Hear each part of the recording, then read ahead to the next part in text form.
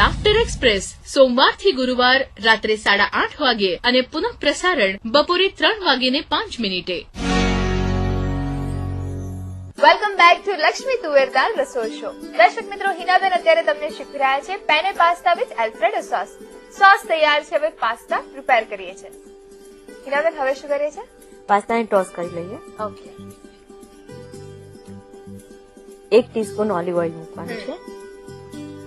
લગભગ 5 કપ જેટલા 3 કલરના બેલ પેપર લીધા છે, એને થોડા સોતે કરી લઈશું.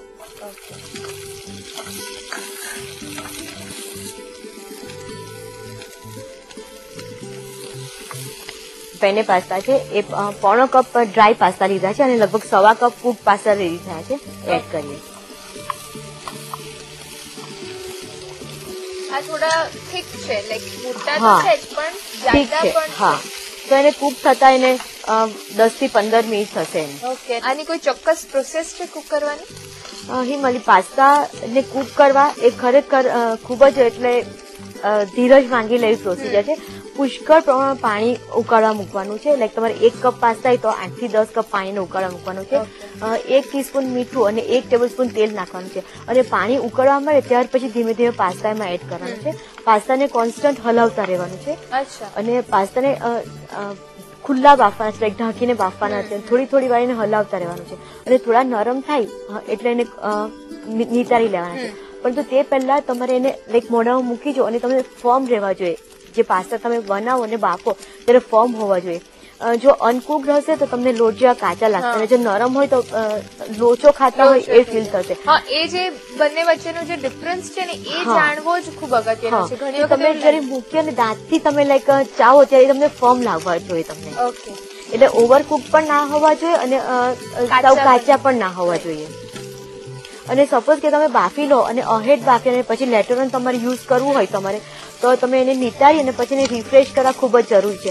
પાસ્તાને તમે બાફો અને નિતારી લો, પછી ઠંડા પાણીમાં ફરીથી એક વખત ધોઈ લો અને એને રિન્સ કરી લેવાના અને ત્યાર પછી પાછા 2 થી 3 કલાક પછી યુઝ કરો તો પાછું 1 ટેબલસ્પૂન તેલ નાખી અને ટોસ કરીને પછી તમે રવા દેવાના. પાસ્તાના ભાગનું થોડું મીઠું, કારણ કે બાફતી વખતે થોડું તો નાખ્યું છે પરંતુ કેપ્સિકમ અને થોડું મીઠું નાખેલું છે. એમાં પણ થોડું મરી પાવડર,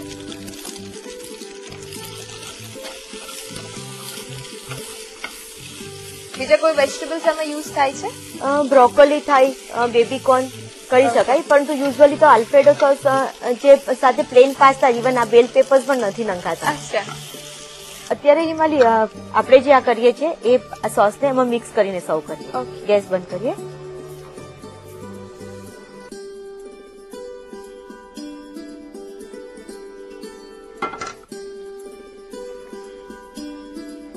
અને પાસ્તા સર્વ કરો તો એકદમ ગરમ ગરમ વરાળ નીકળતા હોય એવા પાસ્તા ગરમ ગરમ ખાવાની મજા.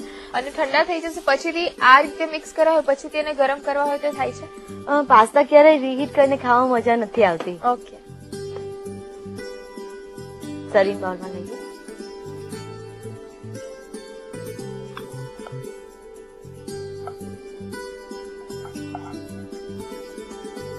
પાર્મેઝન ચીઝ છે, ઉપરથી થોડી સ્પ્રિંકલ કરીએ.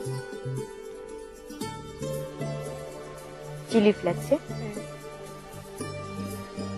ઇટલીનો એકદમ famous penne pasta with alfredo sauce ready છે. એને ગાર્લિક બ્રેડ જોડે સર્વ કરી શકાય અથવા તો કોઈ કોકટેલ કે મોકટેલ જોડે પણ સર્વ કરી શકાય. ઓકે.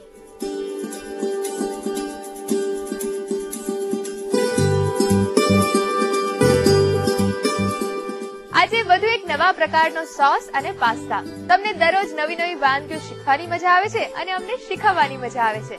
આ ડિશની રીત લખી લો. પેને પાસ્તા વિથ એલ્ફ્રેડો સોસ બનાવવા માટે જોઈશે. એલ્ફ્રેડો સોસ બનાવવા માટે બટર 2 ટેબલસ્પૂન, મેંદો 1 ટેબલસ્પૂન, દૂધ 2 કપ, લસણ 1 કળી, cream 5 cup, cooking cheese 5 cup, મીઠું સ્વાદ અનુસાર, સફેદ મરી પાવડર 5 ટીસ્પૂન. પાસ્તા ટોસ કરવા માટે olive oil 1 teaspoon, green, yellow and red capsicum 5 cup, બાફેલા પેને પાસ્તા 1/2 કપ, મીઠું સ્વાદ અનુસાર, મરી પાવડર 5 ટીસ્પૂન. ગાર્નિશિંગ માટે પાર્મેઝન ચીઝ અને chilli flakes. Penne pasta with alfredo sauce બનાવવા માટેની પદ્ધતિ. સૌપ્રથમ પેનમાં બટર લઈ તેમાં મેંદો ઉમેરી બરાબર શેકી લો. તેમાં દૂધ ઉમેરી ગરમ થાય પછી લસણની કળી, ક્રીમ, કુકિંગ ચીઝ, મીઠું અને સફેદ મરી પાવડર ઉમેરી બરાબર મિક્સ કરી થોડી વાર કુક થવા દો. પછીથી તેમાંથી લસણની કળીને કાઢી લો અને થોડી વાર ઉકાળી સોસ તૈયાર કરો. હવે અન્ય એક પેનમાં ઓલિવ ઓઇલ લઈ તેમાં ગ્રીન, યલો એન્ડ રેડ